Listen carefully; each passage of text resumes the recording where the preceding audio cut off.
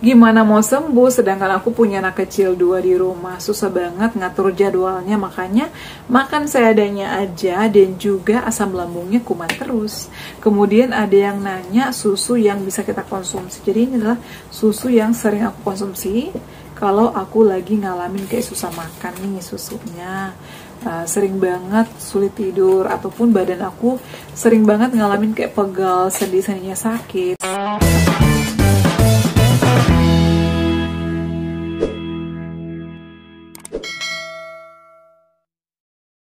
Assalamualaikum, hai semuanya, kembali lagi di channel aku Adeva dan Bunda. Apa kabar ya teman-teman? Semoga sehat selalu ya. Senang sekali di malam hari ini aku kembali menyapa kalian. Terima kasih banyak yang selalu setia menonton video-video aku. Untuk terkait review susu, nanti aku bakal bahas ya. Kalau udah ada produknya aku akan bahas. Karena dari kemarin tuh banyak sekali mama-mama yang nanya tentang susu anak lah, tentang susu penambah tinggi badan, penambah berat badan, dan lain sebagainya. Tapi di malam hari ini aku bakal bahas dulu pertanyaan yang udah banyak, yang udah numpuk banget ya, seputar asam lambung, GERD, anxiety, psikosomatis. Semoga kalian selalu nonton video-video aku cepat sembuh ya, cepat terbebas dari sensasi asam lambung, bisa aktivitas kembali seperti sedia kala. Nah, pertama-tama di sini aku bakal bahas pertanyaan atas nama Trihantono Hantono. Bun, kalau mau beli susu kambing merek apa dan belinya di mana, Bun? Kalau aku tuh beli susu kambing namanya susu Etawa, biasanya beli di all shop, bisa di Tokped, Shopee, atau di mana aja marketplace, atau di apotek juga bisa. Biasanya aku pakai susu ini. Susu ini adalah bagus untuk pencernaan, dengan catatan buat kalian yang udah pemulihan dan udah nggak ada sensasi, tapi misalnya masih suka kumat, kemudian nafsu makannya nggak ada, jadi udah pengen makan pun tapi kayak nggak nafsu makan. Konsumsi susu ini tuh bisa menambah selera makan, kemudian juga bisa membuat tidur kita nyenyak, dan ini kita nggak gampang capek. Ini aku konsumsi pada saat itu 10 hari naik 3 kilo karena bawaannya mau makan terus. Makan aku porsinya jadi banyak, kemudian tuh jadi rajin ngemil. Ini bagus, tapi cara aku konsumsinya pada saat itu adalah setelah makan. Kalau aku sarapan jam 7, kemudian jam 9 aku makan lagi ya, makan oat ataupun ngemil biskuit.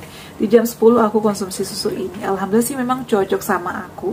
Tapi kalau misalnya kalian udah konsumsi itu, Bun, tapi nggak ada perubahan, menurut aku sih ini cocok-cocokan juga. Kalau pengen coba pertama kali, saran aku beli yang kecil dulu ya.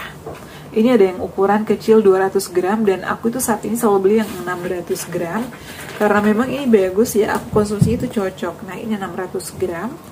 Harganya itu yang kecil 52.000, kalau yang besar seperti ini 132.000. Sesuaikan aja dengan kemampuan kalian, bisa beli yang kecil dulu. Kalau aku sih cocok ya, karena awal-awal aku beli ini juga yang kecil. Nah, tapi kalau misalnya udah nafsu makan, tapi sering banget nih bunyi-bunyi, Bun, tulangnya. Kemarin ada yang komen di video aku, Bunda, tulang aku tuh sering bunyi, apalagi di bagian lutut itu, Bun. Pernah gak sih ngalamin? Nah, itu biasanya bagian persendian karena kita kecapean, terlalu banyak aktivitas. Bisa juga peredaran darah kita nggak lancar. Nah, jadi teman-teman boleh konsumsi susu ini. Ini adalah Gamma Milk khusus untuk sendi, karena ini ada kandungan teripang emas. Dan ini rekomendasi dari dokter. Kemarin aku review juga, setelah aku cek ternyata memang rekomendasi dari beberapa dokter ini adalah yang bagus untuk sendi dan tulang. Jadi kalian boleh coba ya. Ini aman untuk lambung karena juga terbuat dari bahan-bahan alami. Ini seperti teripang emas atau gamat, kemudian daun kelor, gula aren. Jadi menurut aku sih nggak apa-apa ya. Selain itu juga ada kayu manis. Ini bagus juga untuk lambung, nggak masalah. Tapi lagi-lagi konsumsinya setelah makan ya. Kalau nggak konsumsi di malam hari, di pagi hari. Tapi salah satunya aja ya teman-teman, kalau konsumsi ini nggak usah. Kalau ini harganya sekitar 75.000. Ini ukurannya juga sama 200 gram. Tapi kalau yang ini, yang ukuran 200 gram itu harganya sekitar 52.000. Jadi sesuaikan aja dengan kondisi kalian ya. Ini aku tidak menyarankan karena ada yang nanya, makanya aku buatin videonya agar kalian juga yang lain yang masih sulit banget makan atau masih sering ngalamin sendinya sakit, tulang-tulangnya sakit, gampang capek, boleh coba susu ini ya. Karena aku coba sendiri, aku beli 2 box, satunya udah habis. ya, tinggal satu nih udah mau dibuka lagi. Suamiku juga cocok, alhamdulillah. Jadi untuk terkait susu itu yang aku konsumsi, selain dibantu konsumsi susu juga tentunya kita harus memperhatikan asupan yang lainnya, makanannya, kemudian perbanyak konsumsi air putih, itu juga istirahatnya harus yang cukup. Ya, jangan mentang-mentang udah konsumsi susu nih, jadi pengen kerja aja seharian gak mau istirahat. Jadi harus seimbang ya, pemasukan dan pengeluaran harus seimbang. Jangan sampai tenaganya keluarnya banyak, istirahatnya sedikit atau sebentar, dan juga tentunya jangan begadang. Lalu jangan lupa juga untuk olahraga. Olahraga itu sehat, bagus untuk kesehatan.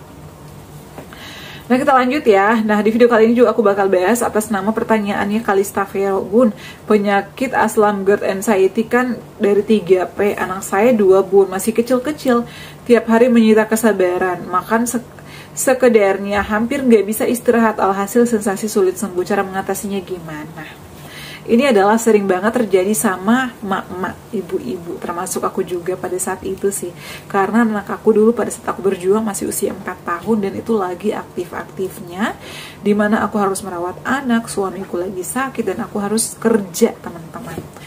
Nah, kakak nggak sendiri, aku juga pernah alami ini, kakak pasti bisa, karena kita itu harus disiplin. Jadi buat Kak Kalista Vero, harus atur nih jadwal tidurnya. Misalnya anak-anak itu kan biasanya tidurnya cepat ya, habis maghrib atau habis isya. Kalau mereka udah kenyang tuh pasti tidur, tergantung dari kitanya. Jadi buat jadwal dari pada saat bangun tidur sampai mau tidur malam, aku itu semuanya terjadwal. Karena aku kerja, jadi aku itu buat jadwalnya berbeda mungkin dengan kalian ya, yang mungkin jam kerjanya beda sama aku. Kalau aku dulu jam kerjanya jam 7. Nah, kemudian yang di rumah juga mungkin beda. Jadi aku tuh bangun paginya, teman-teman, jam 3:30. Kalau enggak 3:30, tergantung. Kalau aku lagi nggak halangan, biasanya kan aku sholat malam, bangun 3:30. Kemudian habis 3:30 itu aku tuh nggak tidur lagi. Biasanya aku sambil sholawatan, zikir dan sebagainya. Jadi kita harus selalu menciptakan atau melakukan hal yang positif agar overthinking kita berkurang dan selalu bersarap sama Allah. Ini kalau yang muslim. Kalau yang non muslim bisa bangun 4:30. Kemudian pada saat bangun, pertama kali yang harus kita lakukan itu adalah minum, konsumsi air putih. Kemudian lanjut kita masak air tajin ataupun tepung gerul. Aku tuh dulu setelah sholat masak itu, lanjut habis sholat mandi.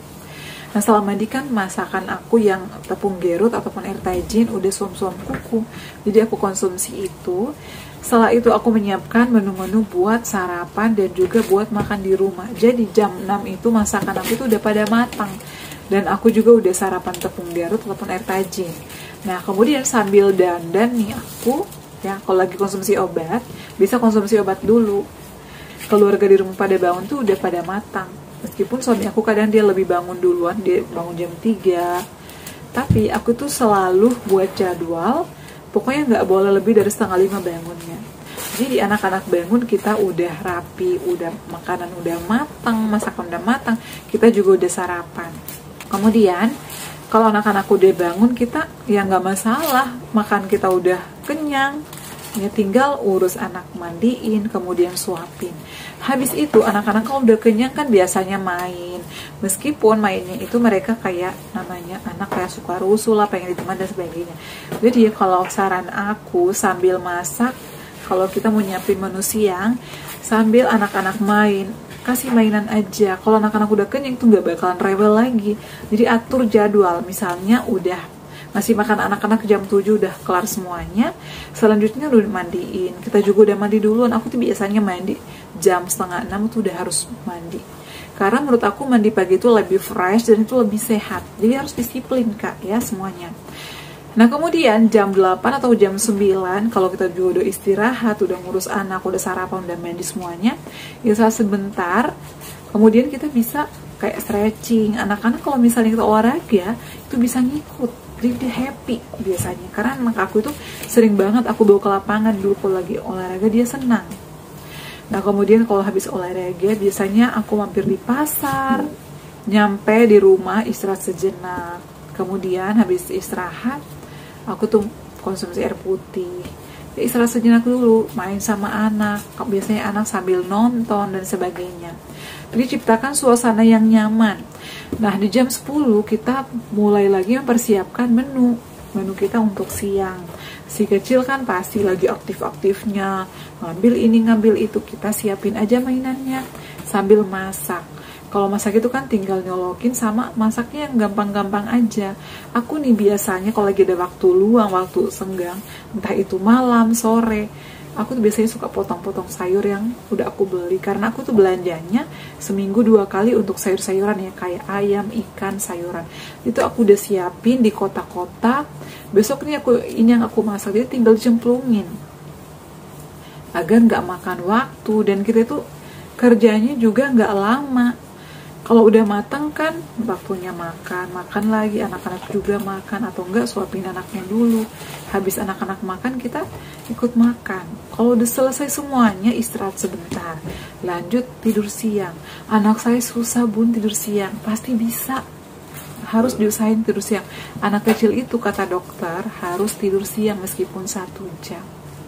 Caranya gimana? Kalau aku nih dulu anakku, dia tidur siangnya, kadang aku sambil bacain dongeng, aku pok-pok sambil nyanyi apa aja. Jadi lama-lama tidur. Jadi menurut aku sebisa-bisanya kita atur jadwal, ditulis aja dari bangun tidur sampai tidur lagi ini ngapain aja. Nah dari situ tidur. Tapi aku biasanya sebelum tidur siang sholat dulu jam 12:30 sholat.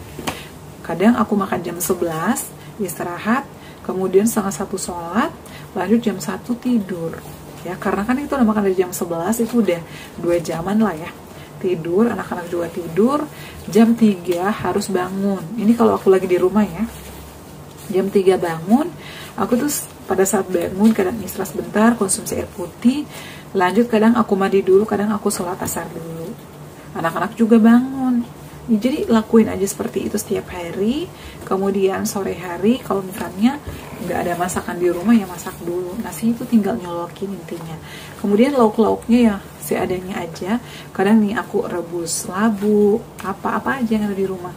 Sama dengan makanan anak-anak. Jadi aku tuh masak sekaligus buat makanan aku sama masakan anak aku. Karena menu aku sama menu anak itu nggak jauh beda. Yang beda itu cuma suamiku, dia tuh suka pedas. Jadi kadang suamiku yang masak, dia tahu menu aku yang kayak gimana. Kemudian sore hari juga sama, udah mandi. Habis mandi itu kan kita bisa ngobrol sama keluarga, ataupun pengen cari angin sepoi-sepoi keluar, ajak anak, ajak jajan atau apa.